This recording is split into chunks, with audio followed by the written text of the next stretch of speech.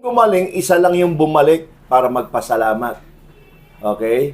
And nung bumalik siya, nung nagpasalamat, ang sabi ng Lord, where are the nine? When are the others? At sabi doon sa isang bumalik, dahil bumalik siya, now your sin is forgiven and you are now healed. So, what is the power of gratitude?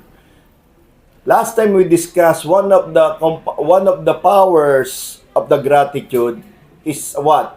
It corrects your perspective. Okay? It corrects your perspective. Naitatama yung pananaw mo sa buhay basta't meron kang tinatawag. Ano yung tawag sa Tagalog ng gratitude? Utang na loob. Hindi utang sa labas, kundi sa loob. Kasi sa loob, mahirap bayaran. It is non-visible, it is non-tangible, and therefore, it is really difficult to do it. Okay? Now, tapos tayo sa it corrects one's perspective. Now, we'll go with the second one. Ano ba mangyayari kapag, what is another effect, yung tinatawag na the power of gratitude? One of the result or the effect of the power of the gratitude, it develops our appreciation ability. Okay? It develop our appreciation ability. Kita mo, eto dito sa Bible may sinasabi rito before I continue again with the story. Sabi nga na sa 1 Thessalonians 5:18, rejoice always, pray continually, give thanks. Saan? In all circumstances, for this is God's will for you in Christ Jesus. Doon sa 10 pinagaling ng Diyos, isa lang bumalik. Bakit? Kasi he appreciated what the Lord has done. Sa kultura namin, meron sinasabi lagi yung nanay namin, nagaling sa kanyang lola. Ang sinasabi niya, bigyan ka, magpasalamat. Kapag humingi ka daw, sabi ng nanay ko, galing sa lola ko, sa nanay niya, sabi niya, pag humingi ka, binigyan ka, magpasalamat ka. Kung hindi ka bigyan, magpasalamat ka. And that is the thing na hindi ko maintindihan. Bigyan ka, it is a normal thing na magpasalamat ka. Tama ba? Binigyan ka eh. Pero how can you say thank you kung hindi ka binigyan? Humihiram ka ng pera, di ka binigyan, sasabihin mo, salamat. Pwede ba yun? Para ka may sayad. Hindi ko maintindihan yun. But as the years passes by, I've realized, yung mga bagay-bagay kasi, on the part nung hinihiraman, kasi kung ano meron sa kanya, pinaghirapan niya yun. It is the product of his blood and sweat. Sweat and blood. It is not something na kinabukasan dumating sa kanya o biglang umulan, bumagsak sa kanya. No. It is a product of his efforts. And therefore, dahil iyan ay effort niya, napakahirap. Siguro, you already experience na isang bagay pinaghirapan mo. Halimbawa, gamit, cellphone. Ilang taon mo pinag-ipunan niyang tinatawag na iPhone 16. Tama ba? Pro Max. Ilang taon mo tinipid ang sarili mo, ganito. Tapos all of the sudden nawala. What will you feel? Di ba? Di ka makakatulog. Ang sakit-sakit. Why? Bakit masakit? Because pinaghirapan mo yun. And therefore, once we ask for a favor and it was not granted or given to us, we should be thankful because the person, the party na hinihiraman natin, hindi niya naman kasi talagang inano yun eh. Hindi niya talagang parang nakakuha lang na saglit. Yung pinaghirapan niya yun. And therefore, it is a good thing na magpasalamat. Sabi ko, bakit ka kailangan magpasalamat? Kasi kapag nagpasalamat ka, nadidevelop yung appreciation mo and therefore, kapag may appreciation ka, behind it, that virtue, lumalawak yung understanding mo. You get the point? Andal, ba't ako magpapasalamat? Ganun pa. Oo nga naman pala, pinaghirapan niya yun. Oo nga pala, ganito, ganun. At nagiging wise ka. Okay? Ay, siguro, pag hiram ko ng pera, wrong timing lang ako.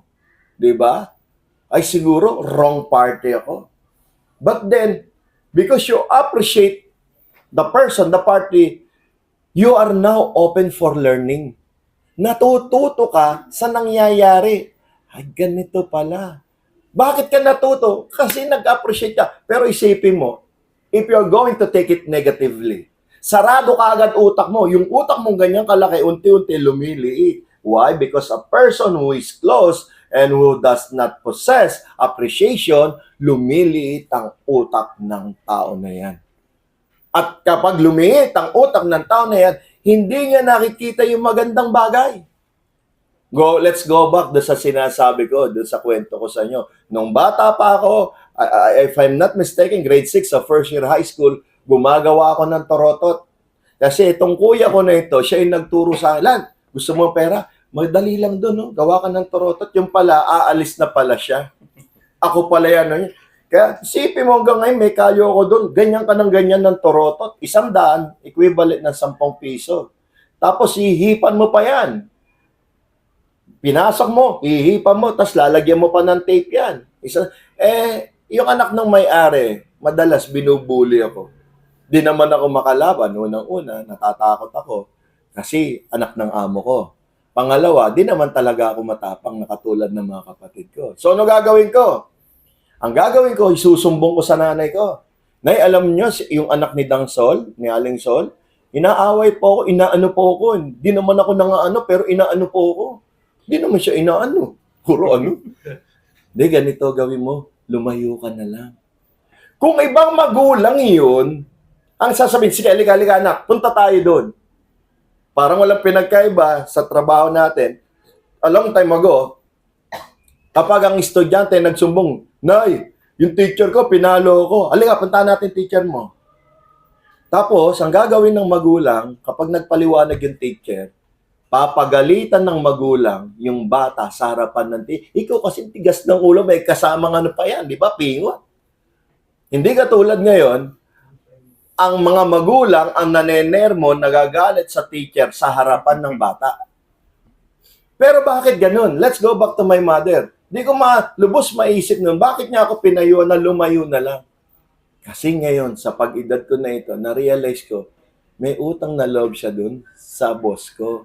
Dahil sa murang edad, tinanggap ako ng boss ko na yon para magtrabaho at kumita ng pera. And therefore, sa utak ni nanay, hindi na naig sa utak niya na, alika, ipaglalabang kita, kawawa ka naman. Hindi. Ano sabi niya? She was able to extend her understanding.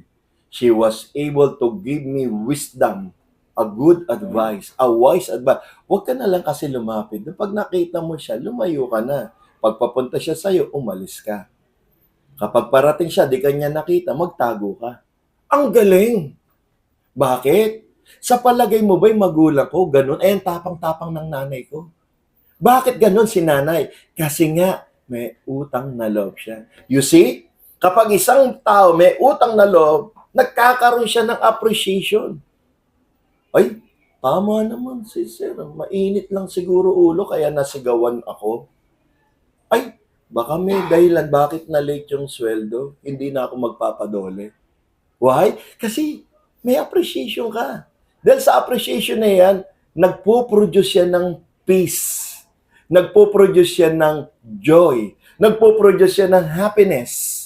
And therefore, malayo ka sa stress and pressures in life. Why? Because you were able to appreciate because of what? Your gratitude. So there's a power in gratitude. And as we go along in life, dapat lagi natin tatandaan yung power na yun. It corrects our perspective and it develops our appreciation ability.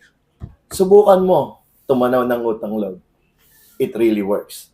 O, tumayo tayong lahat and let's come to God in prayer.